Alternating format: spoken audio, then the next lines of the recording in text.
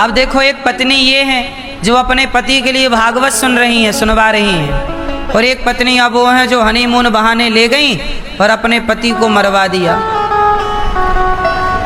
ये केवल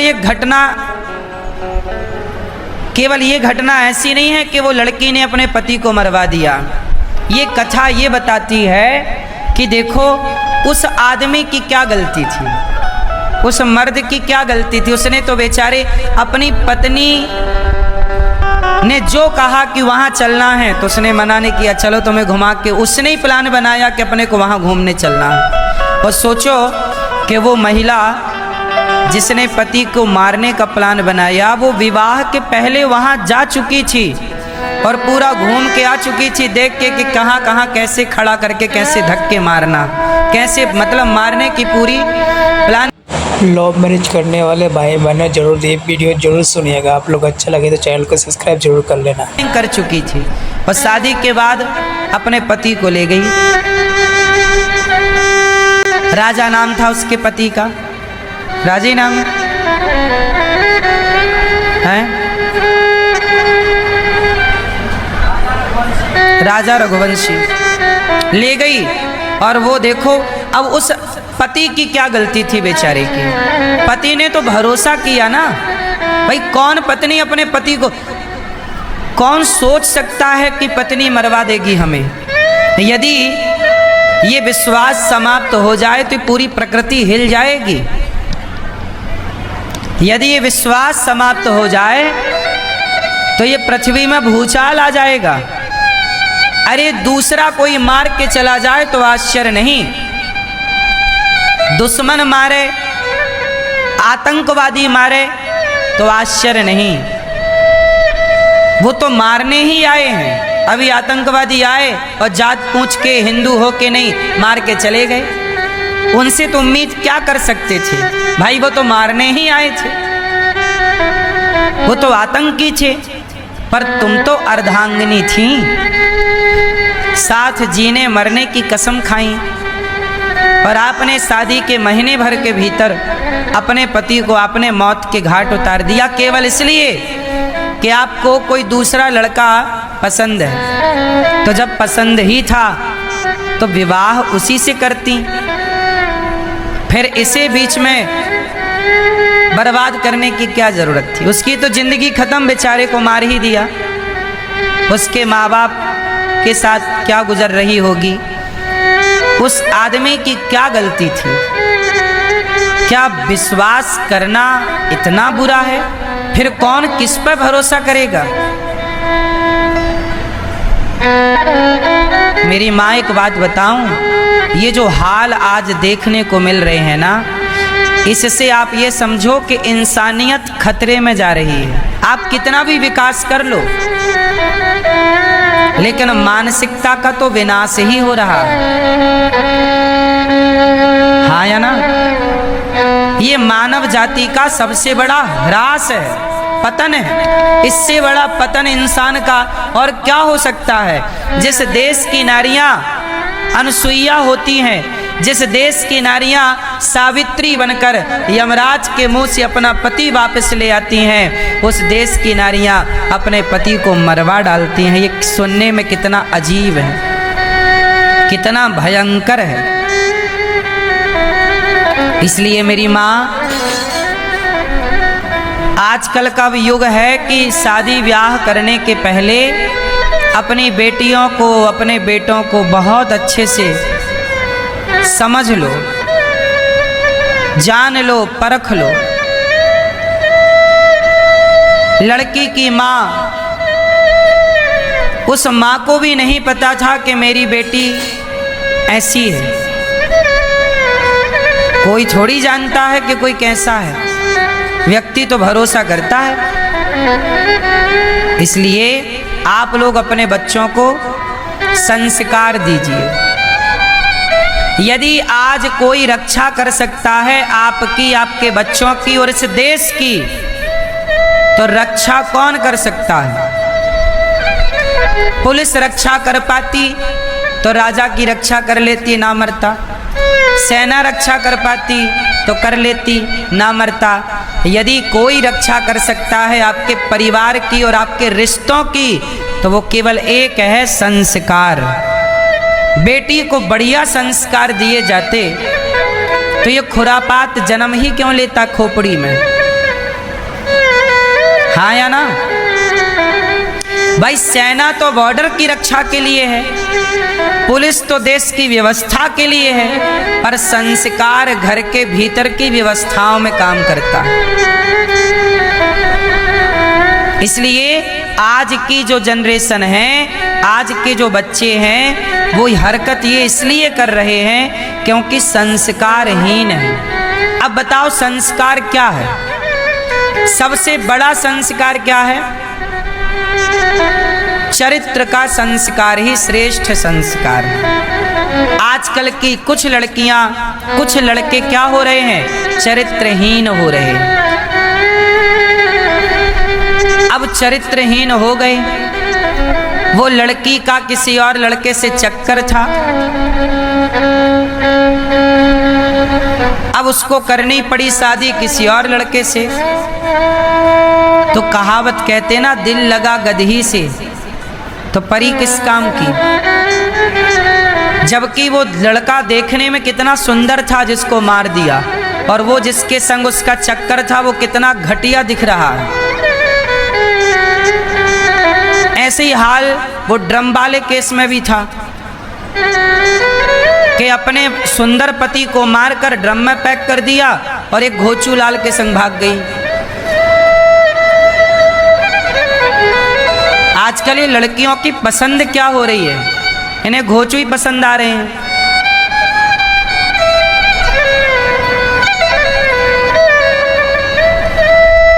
हाँ या ना?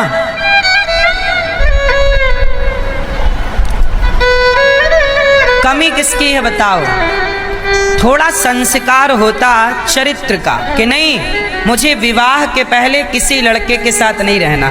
एक लड़की आई मेरे पास अभी 2 दिन पहले, प्रश्नोत्तरी में भी पूछा उसने। वो लड़की बोली, गुरुजी मैं एक लड़के के साथ रहती थी, उसने बोला मैं शादी करूँगा, तो मैं उसके संग रिलेशन में चली गई और अब वो कह रहा मैं शादी नहीं करूँगा। ये मैं एक सवाल पूछूं, शादी कर लेना बहुत अच्छा है, विवाह कर लेना बहुत अच्छा है, पर विवाह के पहले जो आप रिलेशन बना लेते हैं, शारीरिक शोषण जो आप अपना करा लेते हैं या कर लेते हैं, ये बहुत हानिकारक है, स्त्री के लिए भी और पुरुष के लिए भी।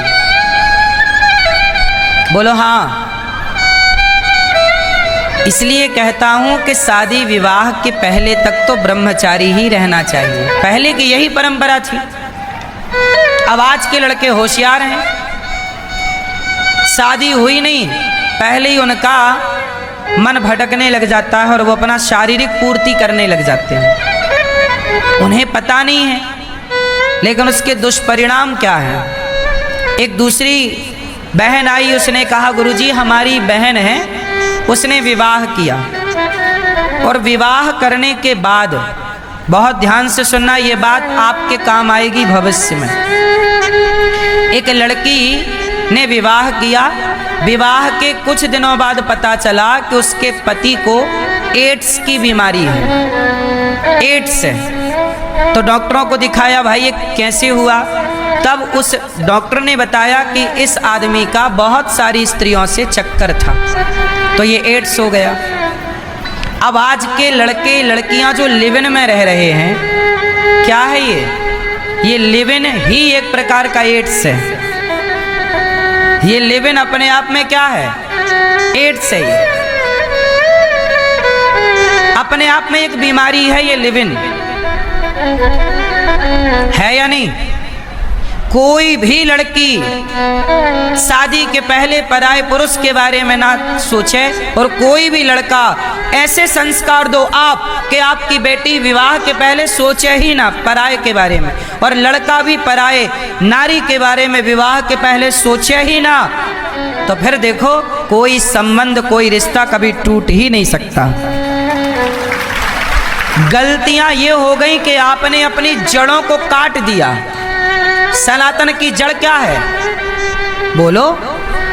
सनातन की जड़ है चरित्र, राम चरित्र सुनवे को रसिया, राम लखन सीता मन। राम कैसे हैं? चरित्रवान। राम की पूजा होती है, राम की नहीं, राम के चरित्र की पूजा होती है। राम का चरित्र ऐसा है कि राम के आगे कोई स्त्री आती है तो राम उसे माता कह के बुलाते हैं, गलत निगाहों से कभी दृष्टि नहीं डालते। ये राम का चरित्र है।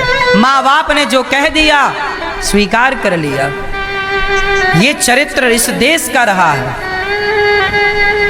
इस देश में ऐसा चरित्र नहीं था कि आप विवाह के पहले 17 जगह मुंह मारते रहो। हाँ या ना? ऐसे में तो इस देश का ह्रास हो जाएगा, हमारा अस्तित्व खत्म हो जाएगा।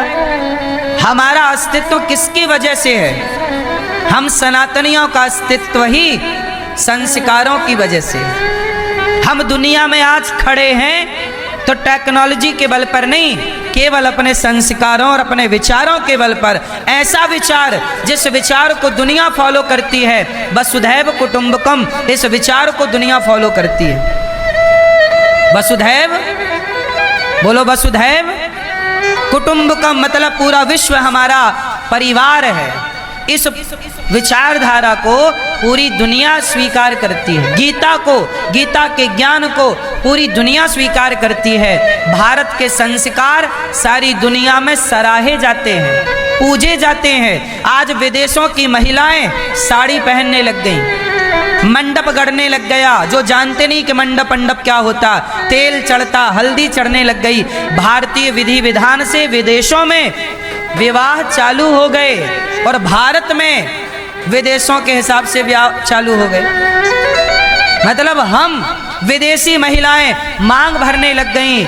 गुड मॉर्निंग, गुड आफ्टरनून की जगह जय श्रीमन नारायण, जय श्री कृष्णा बोलने लग गईं, भगवान का नाम बोलने लग गईं, कीर्तन करने लग गई, प्रभात फेरियां विदेशी लोग निकालने लग गए।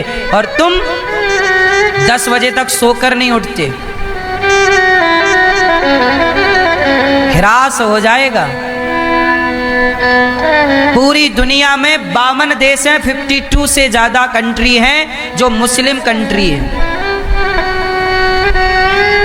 206 देश हैं इस धरती पर लगभग, कुछ कम ज्यादा हो तो आप देख लीजिएगा।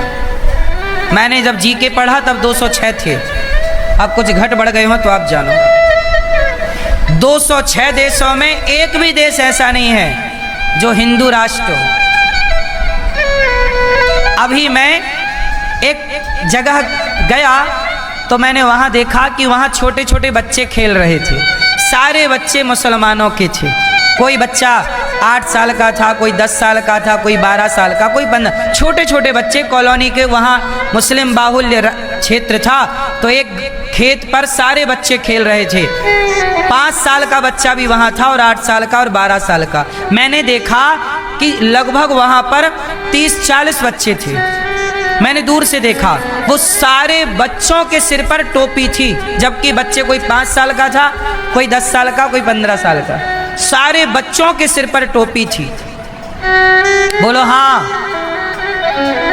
खेल रहे थे, जबकि वो क्रिकेट खेल रहे थे, बच्चे हैं, खेल रहे थे। सबके माथे पर टोपी थी। पर तुम बताओ कि तुम्हारे बच्चे के माथे पर तिलक है, गले में तुलसी की माला है, तुम्हारे बच्चे के मुंह पे भगवान का नाम है, गीता का श्लोक है। कैसे तुम्हारा विकास होगा? तुम्हारी संस्कृति का विकास कैसे होगा? माथे पर तिलक लगाओ। हिंदू हो तो हिंदू की तरह रहो। मुसलमान का बच्चा तो नमाज पढ़ता है, तुम्हारा बच्चा गीता कब पढ़ता है? तो मुसलमानों के कंट्री हैं 52, आज 52 कंट्री है। मुझे विश्वास है कि उनकी 70 कंट्री भी हो सकती हैं, उनकी 100 कंट्री भी हो सकती है, क्योंकि वो अपने धर्म के लिए बड़े कट्टर हैं। वो अपने धर्म को प्यार करते हैं, अपनी मजहब को बड़ा प्यार करते हैं। लेकिन तुम कहाँ प्यार करते हो? कहाँ तुम्हारे बच्चे गीता से प्यार कर रहे हैं? भगवान को गाली और देते हैं, अरे भगवान भगवान कुछ नहीं होता। मुसलमान कभी नहीं कहता कि अल्लाह वल्लाह कुछ नहीं होता, पर हिंदू हजार मिल जाएंगे जो टीवी डिबेटों में बैठ करके हैं, पता नहीं हिंदू हैं कि भी नहीं, पर वो गाली भगवान को देते हैं। बोलो हाँ, इससे क्या होगा? आपका ह्रास हो जाएगा। जो व्यक्ति अपने संस्कारों को नहीं फॉलो करता, जो अपने आदर्शों पर नहीं चलता, बर्बाद हो जाता है। हिंदुओं के पतन का सबसे बड़ा कारण है कि हिंदू अपने सनातन संस्कृति को लेकर कट्टर नहीं है। मैं कहता हूं मुसलमान को कट्टर होना चाहिए अपनी संस्कृति को लेकर, ईसाई को भी कट्टर होना चाहिए अपनी संस्कृति को लेकर, लेकिन हिंदुओं को भी कट्टर होना चाहिए अपने संस्कृति और संस्कारों को लेकर। कोई समझौता नहीं होना चाहिए। कट्टरता नहीं होगी। कट्टरता का मतलब ये नहीं कि आप किसी को मार डालो, मारने की कट्टरता नहीं, गीता पढ़ने की कट्टरता हो, ईश्वर के प्रति श्रद्धा की कट्टरता हो, ज्ञान को जानने की कट्टरता हो, अपने धर्म का पालन करने की कट्टरता हो, राम नवमी कृष्ण जन्माष्टमी मनाने की, एकादशी व्रत करने की कट्टरता हो कि करेंगे। आज देखो बकरीद आती है ना, ईद आती है, तो भारत में मुसलमान कहीं भी काम कर रहा हो, कितना भी महंगा काम कर रहा हो, छोड़ करके अपने घर चला जाता है। साहब 3 दिन काम नहीं करेंगे हम, हमारा त्योहार है, बकरीद आने वाली है। लेकिन हिंदू कहाँ बोलता है कि आज एकादशी आ रही है भैया, आज हम भगवान का चिंतन करेंगे, आज हम काम नहीं करेंगे, एकादशी है, भगवान का भजन करेंगे, आज पूर्णिमा है, चलो आज हम काम करेंगे। नहीं, हिंदुओं के अंदर कोई कट्टरता नहीं है। वो जानते नहीं कब एकादशी आई, कब चली गई, लेकिन उन्हें पता है, छोटे बच्चे को भी पता है कब बकरीद आने वाली है। सारे मुसलमान संगठित हैं, एक आवाज में दौड़ जाते हैं, पर तुम हिंदू आपस में लड़ते रहो जातियों के नाम पर। सिर्फ लड़ना है आपको, यही पतन का कारण है। याद रखो कश्मीर को सारे पंडित खदेड़े गए थे, आज तक नहीं बस पाए। बोलो हाँ, सरकार कोशिश कर रही है बसाने की, नहीं बस पा रहे हैं। कश्मीर वही था जो हिंदुओं की भूमि थी। हमारे पूज्य नरोत्तम महाराज जी का कथा आपको कैसा लगा? अच्छा लगा तो लाइक करना, शेयर करना, चैनल को सब्सक्राइब करना, जाते आते राधे राधे जो लिखना।